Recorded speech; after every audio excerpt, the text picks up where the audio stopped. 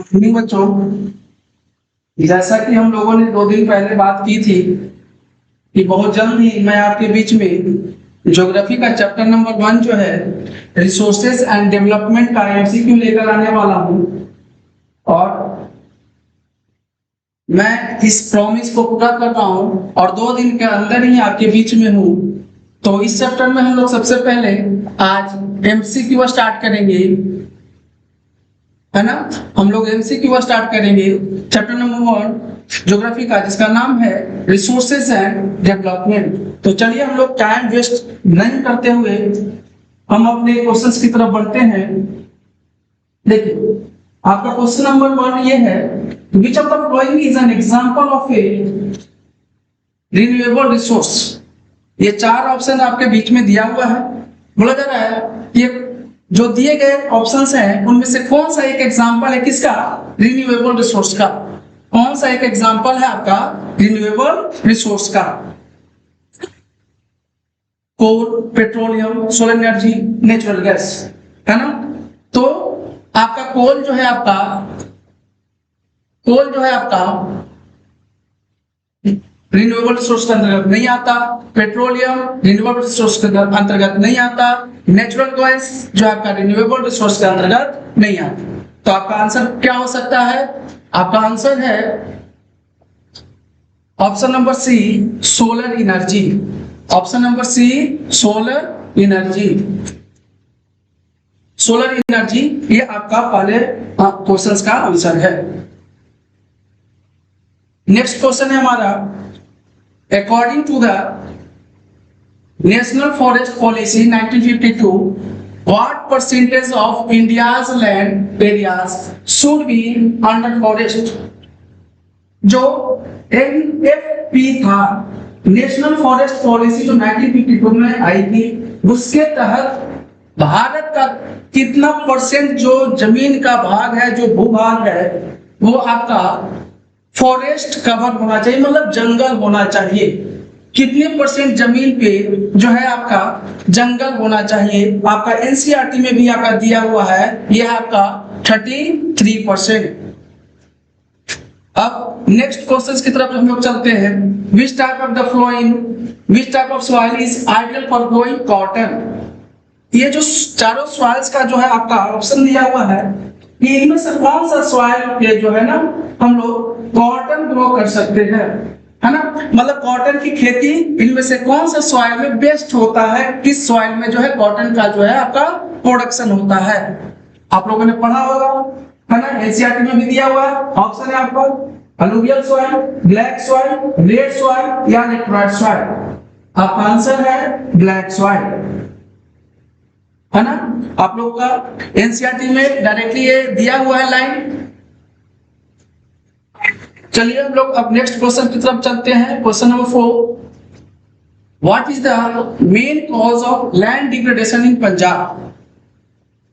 Question है कि पंजाब में जो है ना लैंड डिग्रेडेशन का मेन रीजन क्या है। आपके बुक में भी दिया हुआ है, आपके एनसीईआरटी बुक में भी दिया हुआ है ना, कि आपका मेन रीजन क्या है, पंजाब का जो लैंड डिग्रेड हो रहा है उसका मेन रीजन क्या है। क्या वो ओवरग्रेजिंग है ना, क्या वो डिफोरेस्टेशन है, क्या वो ओवर इरिगेशन है, या वो माइनिंग है।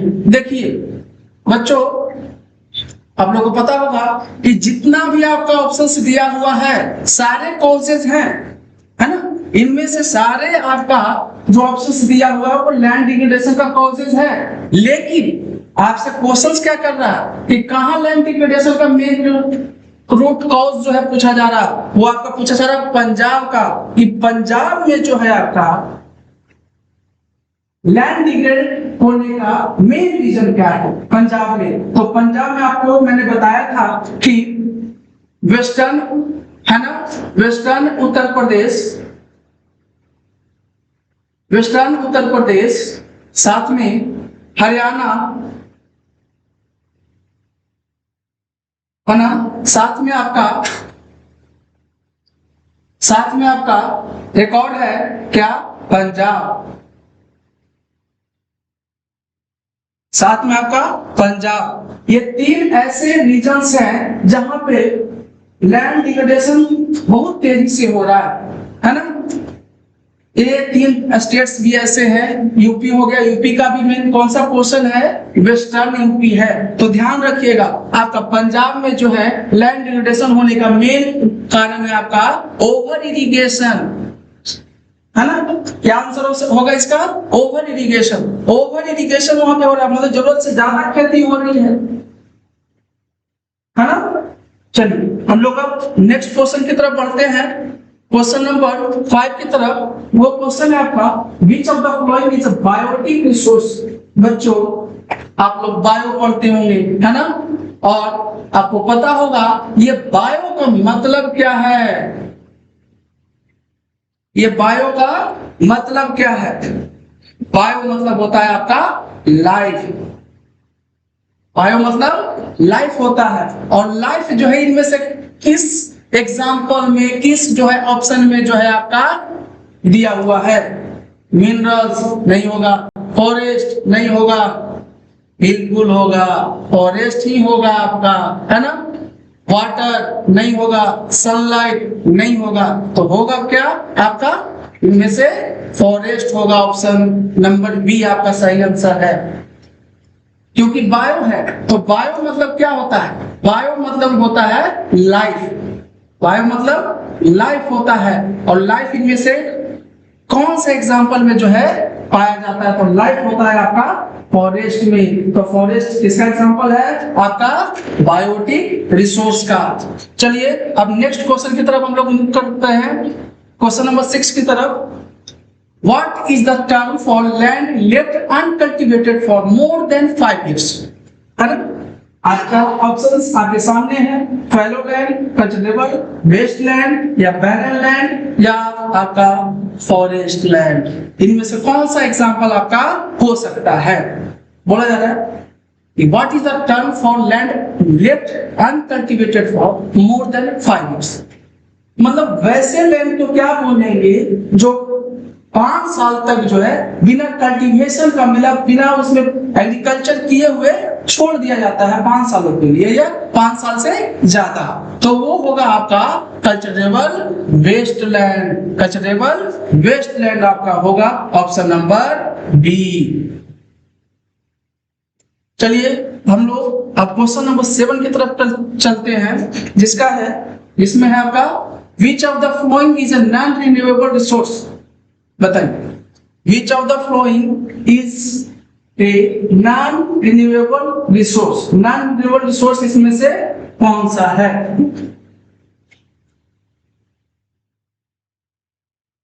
ना। नॉन रिन्यूएबल रिसोर्स आपका इसमें से कौन सा है ना। नॉन रिन्यूएबल रिसोर्स आपका इनमें से कौन सा है। ऑप्शन है आपका wind energy, option number B solar energy, option number C coal, option number D forest. इनमें से कौन सा जो है एग्जांपल है नॉन रिन्यूएबल का। क्वेश्चन नंबर फर्स्ट में हम लोगों ने किया था क्या, देखिएगा क्वेश्चन नंबर 1 हम लोगों ने किया था which of the following is an example of A renewable resource, है ना। इसमें से बताए थे कि कोल जो है का रिन्यूएबल रिसोर्स नहीं है, इसका मतलब क्या है, नॉन रिन्यूएबल रिसोर्स है। और वही क्वेश्चन को जो है ना आपका पलट कर दे दिया गया है ना। कान ऐसे ना पकड़कर घुमा कर पकड़ा जा रहा है, तो आपको समझने की जरूरत है कि which of the following is a non renewable resource, option number C. चलिए हम लोग नेक्स्ट क्वेश्चन की तरफ आगे बढ़ते हैं। विच of the following is not a method of soil conservation. ये आपका ऑप्शन दिया हुआ है, ये कौन सा मेथड जो है सॉइल कंजर्वेशन का नहीं। इस मेथड से जो है सॉइल की कंजर्वेशन नहीं की जा सकती है, मिट्टी का बचाव नहीं किया जा सकता है। कंट्रोल प्लांट, है ना, टेरेस फार्मिंग, ओवर ग्रेजिंग और शेल्टर बेड्स, इनमें से कौन सा ऑप्शन हो सकता है। तो बच्चों ध्यान दीजिएगा कि कंट्रोल प्लांट आप लोगों ने पढ़ा होगा, ज्योग्राफी का जो लास्ट पोर्शन है चैप्टर नंबर 1 का जो लास्ट पेज है, उसमें आपको हिली एरियाज वाले जो है ना पोर्शन के बारे में पढ़ना कि हिली एरियाज में हम कैसे सॉइल को कंजर्व कर सकते हैं। तो उसी पोर्शंस का जो है ना क्वेश्चन उठा कर दिया हुआ है कि कौन सा एक मेथड नहीं है किसका, सॉइल कंजर्वेशन का। कंट्रोल पॉइंट मेथड है ना, सॉइल कंजर्व करने का एक मेथड है। आपका टेरेस फार्मिंग सॉइल कंजर्व करने का मेथड है। ओवरग्रेजिंग सॉइल कंजर्व करने का मेथड नहीं है ना। शेल्टर बेड्स सॉइल कंजर्वेशन करने का मेथड है। तो क्वेश्चन नंबर 8 का आपका सही आंसर होगा ऑप्शन नंबर सी। समझ में आ रहा है आप लोग को, है ना, आना भी चाहिए। चलिए हम लोग क्वेश्चन नंबर 9 की तरफ चलते हैं, जिसमें है आपका what is the main cause of land degradation इन झारखंड। देखिए एक बोला था आपका क्या कि what is the main cause of land degradation इन पंजाब। अब नेक्स्ट क्वेश्चन है उसी से मिलता जुलता क्वेश्चन है, बस आपका ऑप्शन में क्वेश्चन में जो है आपका झारखंड दे दिया है। किसके बदले झारखंड दे दिया, आपसे पूछा था वहां क्वेश्चन क्या पंजाब के बारे में आप, लेकिन यहाँ कौन सा क्वेश्चन दे दिया ऑप्शन में, है ना, क्वेश्चन में आपका झारखंड दे दिया है। तो झारखंड में जो है बताना है कि क्या कारण है, मेन कॉज है आपका जो है लैंड डिग्रेडेट होने का, जो है ना, overgrazing, deforestation, mining, over irrigation. देखिए बच्चों जितना भी आपका ऑप्शंस दिया हुआ है ना, जितना भी ऑप्शंस दिया हुआ है, ओवरग्रेजिंग लैंड डिग्रेडेशन होगा, इससे ओवरग्रेजिंग करवाएंगे तो, है ना। लोग जो है ना फार्मर्स लोग क्या करते हैं, अपने कैटल को जो है ना खेतों में लेकर जाते हैं और लगातार उसी एरियाज में या उसी पोर्शंस पे ले जाने के कारण क्या होता है कि घास ज्यादा बड़ी हुई नहीं होती है, लेकिन फिर भी कैटल जो है भूखे होने के कारण उसको जबरदस्ती जो है अपरूट करने की कोशिश करते हैं, उखाड़ने की कोशिश करते हैं, जिसके कारण जो है ये आपका लैंड डिग्रेडेशन होता है। तो क्या झारखंड में ओवरग्रेजिंग है मेन कॉज? नहीं, बिल्कुल नहीं। डिफोरेस्टेशन? बिल्कुल नहीं। यहाँ का आपने सुना होगा झारखंड दिया हुआ है, झारखंड में क्या पाया जाता है, कोल पाया जाता है ना। और कोल की क्या होती है बताइए आप लोग जल्दी, कोल की क्या होती है? कोल की होती है माइनिंग। क्या होता है? माइनिंग, है ना। कोल की माइनिंग होती है, और ये माइनिंग जो है आप लोग बताना, आप लोग पढ़ चुके होंगे आपका इकोनॉमिक्स का चैप्टर नंबर 1 में कि माइनिंग जो है किस सेक्टर का एग्जांपल है। माइनिंग जो है आपका किस सेक्टर का एग्जांपल है? कि माइनिंग है आपका, है ना, प्राइमरी सेक्टर का है। किसका है? प्राइमरी सेक्टर का है। आपका माइनिंग जो है प्राइमरी सेक्टर के अंतर्गत आता है, प्राइमरी एक्टिविटी है वो माइनिंग, है ना। तो झारखंड में सबसे ज्यादा क्या होती है? आपकी माइनिंग होती है। समझ में आ गया आप लोग को, है ना। आप लोग को समझ में आ गया होगा कि झारखंड में सबसे ज्यादा लैंड डिग्रेडेशन का मेन कॉज क्या है आपका? ओवरग्रेजिंग होता तो है, लैंड डिग्रेडेशन, डिफोरेस्टेशन से भी लैंड डिग्रेडेशन होगा, ओवर इरिगेशन से भी लैंड डिग्रेडेशन होगा, है ना। लेकिन झारखंड में सबसे ज्यादा क्या होती है? वो आपका होता है माइनिंग। तो ऑप्शन नंबर सी इसका सही आंसर है ना। चलिए हम लोग क्वेश्चन नंबर 10 की तरफ चलते हैं, है ना। विच of the following is a community owned resource. इनमें से कौन सा एग्जाम्पल ऐसा है जो कम्युनिटी ओन्ड रिसोर्स है आपका?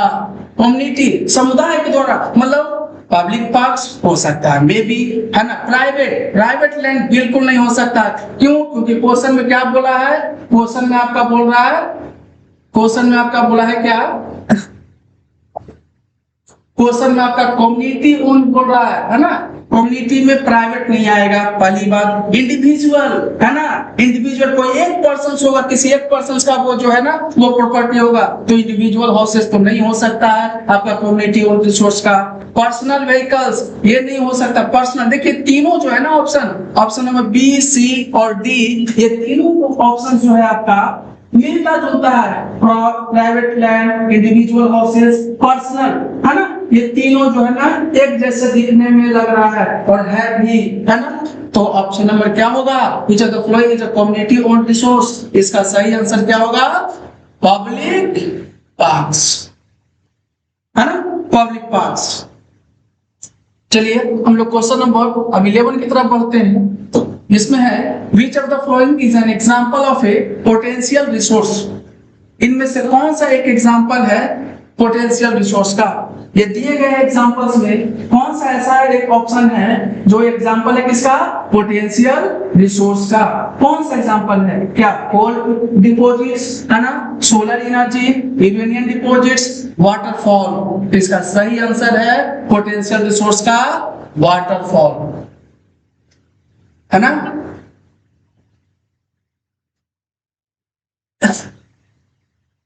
समझ में आया आप लोगों को। चलिए क्वेश्चन नंबर अब 12 की तरफ चलते हैं। Which type of the following is a factors that influences land use. इनमें से कौन सा एक फैक्टर है जो अफेक्ट करता है या इन्फ्लुएंस करता है लैंड यूज करने के लिए। क्या टोपोग्राफी। टोपोग्राफी आप लोगों ने ज्योग्राफी में पढ़ा होगा, चैप्टर नंबर 9 में भी पढ़ा होगा, 10th में भी पढ़ा होगा, है ना। टोपोग्राफी, तो टोपोग्राफी जो वैसा एरिया जो दिखाता है कि वो किस पोजीशन, उसका लोकेशन क्या, उसका साइज क्या, क्या वो फिजिकल फीचर्स के नजदीक है कि नहीं। फिजिकल फीचर्स आपने पढ़ा होगा, है ना, लैंड, वाटर, माउंटेन्स, ये सब है ना।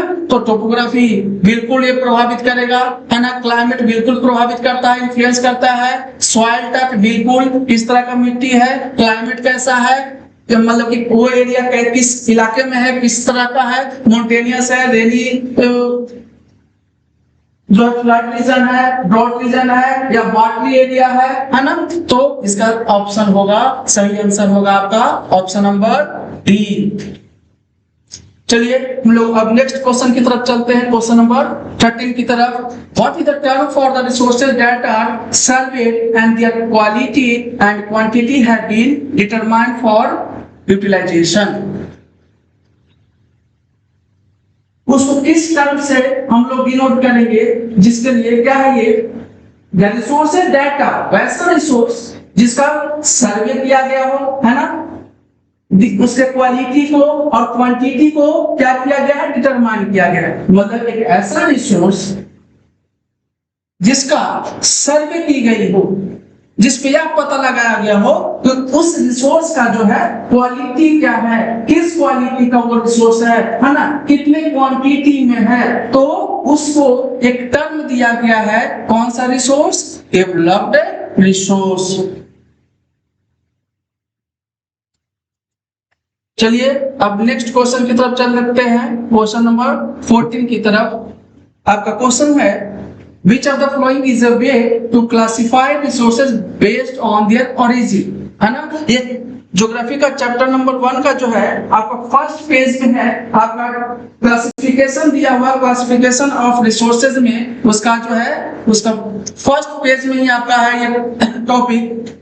तो बताइए ओरिजिन के हिसाब से रिसोर्सेज को कितने भागों में बांट दिया गया है और वो कौन है ना। वो 2 भागों में बांटा गया है और वो कौन कौन है आपका, वो आपका है बायोटिक एंड अबायोटिक। ओरिजिन के हिसाब से, ओरिजिन मतलब उत्पत्ति कैसे बना है, तो वो बायोटिक या तो जैसे जिसमें लाइफ है, लाइफ से बना है, नहीं तो वो जो है जिसमें वैसा रिसोर्स जिसमें लाइफ नहीं पाया जाता है ना। तो ओरिजिन के हिसाब से 2 भागों में बांटा गया है रिसोर्सेज को, वो है बायोटिक और दूसरा अबायोटिक। चलिए हम लोग क्वेश्चन नंबर 15 की तरफ बढ़ते हैं। Which of the following is a major cause of deforestation in India? India में डिफोरेस्टेशन का मेजर कॉज पूछा जा रहा है कि मेजर कॉज क्या है, डिफोरेस्टेशन जो है भारत में ज्यादा से ज्यादा क्यों हो रहा है, क्या रीजन है। क्या एग्रीकल्चर के लिए, है ना, क्या इंडस्ट्रियलाइजेशन के कारण, क्या अर्बनाइजेशन के कारण, या इनमें से सभी। कौन ऑप्शन हो सकता है, जल्दी बताएं आप लोग, है ना। देखिए समझिएगा बात को। एग्रीकल्चर आप लोग जानते हैं कि पॉपुलेशन हमारा क्या हो रहा है, बढ़ता ही जा रहा है, और पॉपुलेशन जब बढ़ेगा तो आपका डिमांड भी क्या होगा, बढ़ेगा, है ना।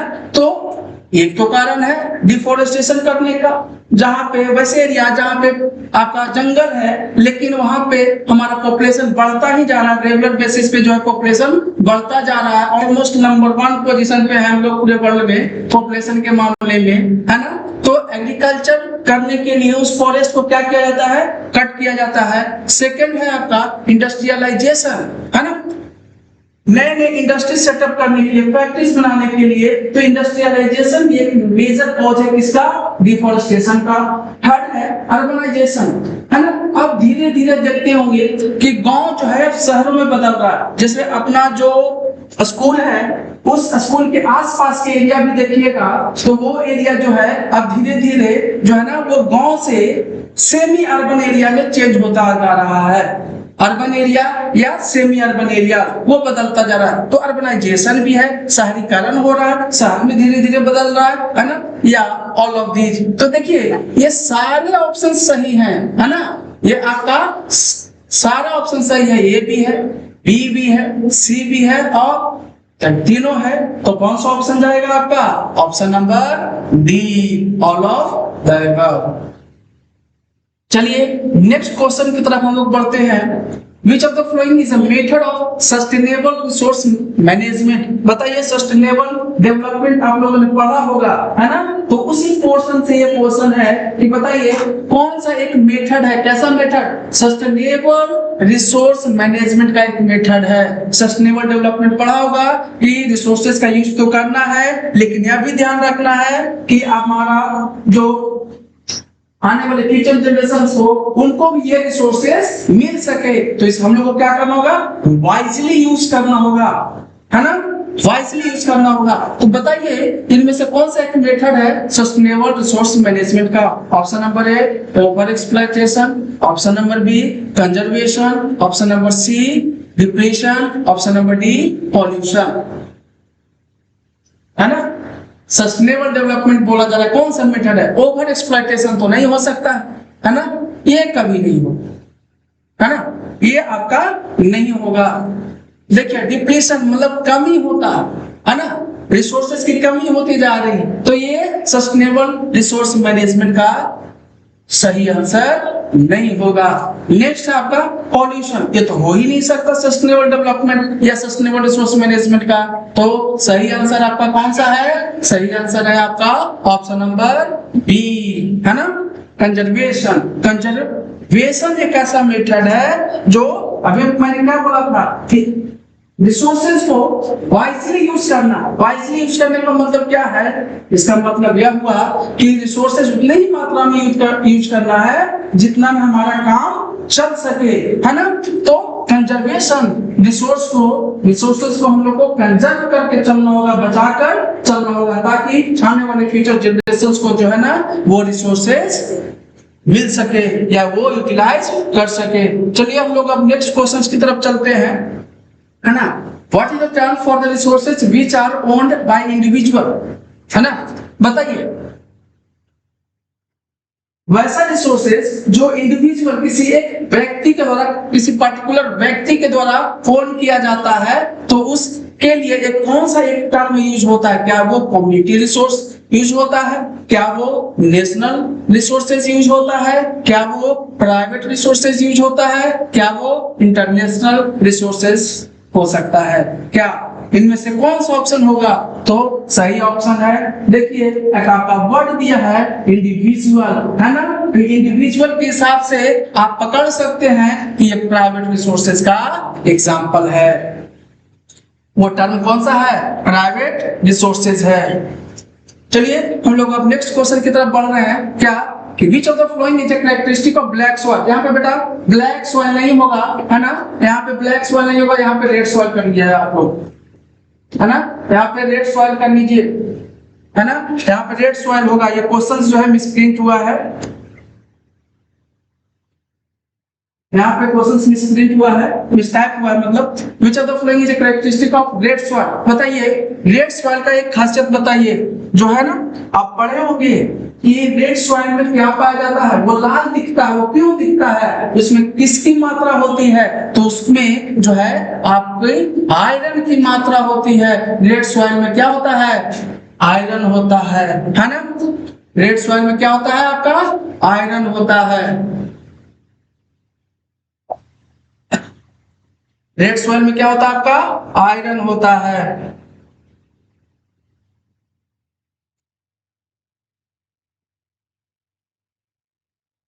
है ना? चलिए अब नेक्स्ट क्वेश्चन की तरफ हम लोग चलते हैं।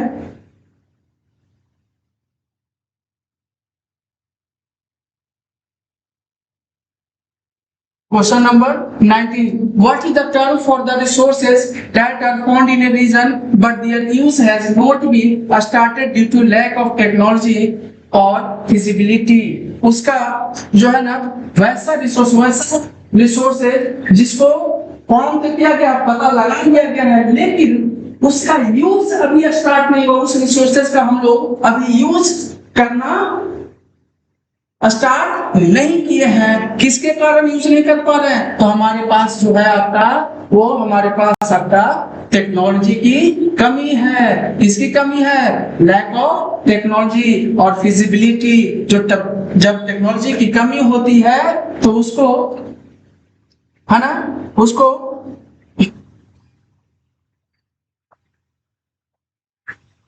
जब टेक्नोलॉजी की कमी होती है तो उसको कौन सा टर्म से हम लोग बुलाते हैं? कैसा रिसोर्सेज बुलाते हैं? वैसा रिसोर्सेज जो हम लोगों ने क्या किया, पाया है। हम लोग को पता है कि वो रिसोर्स है किसी रीजन में, लेकिन उसका यूज हम लोग नहीं कर पा रहे। रीजन यह है कि उसको यूज नहीं कर पा रहे हैं क्योंकि हमारे पास वो टेक्नोलॉजी ही नहीं है। टेक्नोलॉजी रहता तो हम लोग यूज कर पाते, लेकिन हमारे पास वो टेक्नोलॉजी नहीं है। वो आपका जाएगा option number B, potential resources में। ऑप्शन नंबर आपका किस में जाएगा? ऑप्शन नंबर बी में जाएगा आपका पोटेंशियल रिसोर्सेज में, है ना? चलिए आज का हम लोग लास्ट क्वेश्चंस पे अब पहुंचे हैं। क्वेश्चन नंबर 20 करके हम लोग अब छोड़ देंगे, है ना? आज इतना ही करेंगे। ये हमारा लास्ट क्वेश्चन है आज का। विच of the following is a type of soil erosion? इनमें से कौन सा एक एग्जांपल है सॉइल इरोजन का? क्या वॉली erosion, sheet erosion, wind erosion, या इनमें से सभी? सॉइल इरोजन का जो है आपका कौन सा एक एग्जांपल है?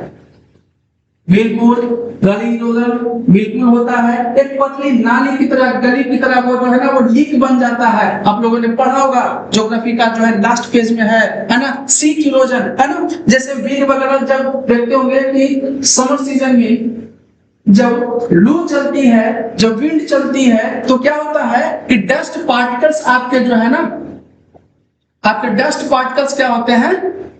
डस्ट पार्टिकल्स जो है आपका वो उड़ता रहता है। जब डस्ट पार्टिकल्स को उड़ने से क्या है कि जो सॉइल का अपर लेयर है, वो जो टॉप लेयर है सॉइल का, वो क्या हो रहा है? वो एक परत दर परत, और नहीं तो जब रेनी सीजन आती होती है, जब बरसात का मौसम होता है, जब बारिश होती है, तो क्या होगा कि सॉइल का अपर लेयर जो है उस विंड के साथ क्या करेगा? ब्लो करके लेकर चले जाएगा। वो जो है आपका वाटर जो है अपने साथ जो है उस सॉइल के टॉप मोस्ट लेयर को क्या करेगा?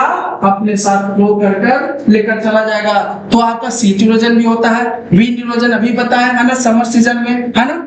तो इनमें से कौन सा एक एग्जांपल है सॉइल इरोजन का?